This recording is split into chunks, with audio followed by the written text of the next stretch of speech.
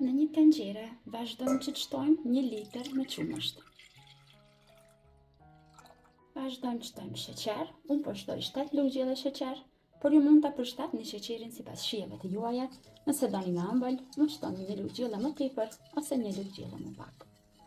Vazhdojmë brenda të qumshtit shtojmë 3 lugje të plota me mjell, si dhe 3 lugje të plota me nishiste, 2 lugje me kakao. Dhe me njëherë vazhdojmë që të përzijemi mirë, që të sigurohemi që brenda nuk do na mbesin trupa. Vazhdojmë tani që të zijim kremin në zjarr mesatar diku për 5 deri në 6 minuta, por ju lutem qëndroni afër duke e përzier vazhdimisht derisa kremi të trashet. Tani që kremi është trashur mirë, e kemi larguar nga zjarri dhe është val i nxehtë. Duhet fitoni një trashësi, kështu si kjo. Kremi val i nxehtë, do të shtojmë 30 gram çokoladë dhe 75 gram margarinë ose gjallë të pak rripur. Dhe vazhdojmë përzijem me njëherë, nga nxehtësia e kremit, çokolada dhe margarina do të shkrihen me njëherë.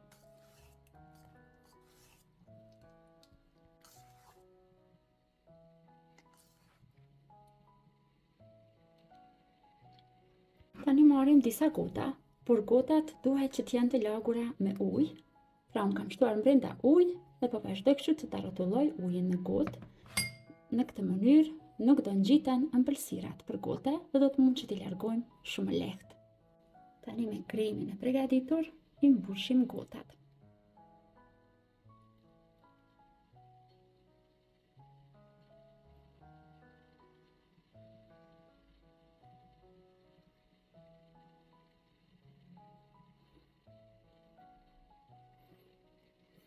Tani kështu gotat e mbushura lejojmë që të ftohen në frigorifer diku për 1 orë dhe pas 1 ore vazhdojmë që t'i japim formën dhe t'i dekorojmë. Tani që janë ftofur, mjaftueshëm ëmbëlsirat në frigorifer, vazhdojmë që t'i largojmë nga gota, pasi gotat ishin të lagura me ujë, do të mund që t'i largojmë shumë lehtë. Thjesht do të largojmë njëherë pjesën e qoshave.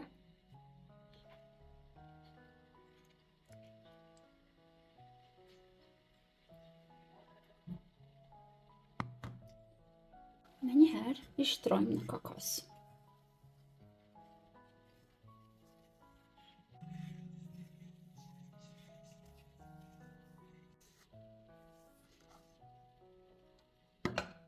Tani me ndihmën e një thike vazhdojmë që të prejmë kështu diku 2 cm. Dhe përsëri do ta lyhem me kokos.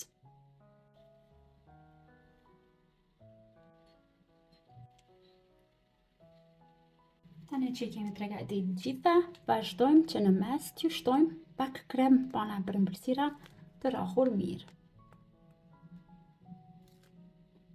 Shtojmë secilën njëherë. Tani sipër secilës shtojmë edhe nga një pjesë.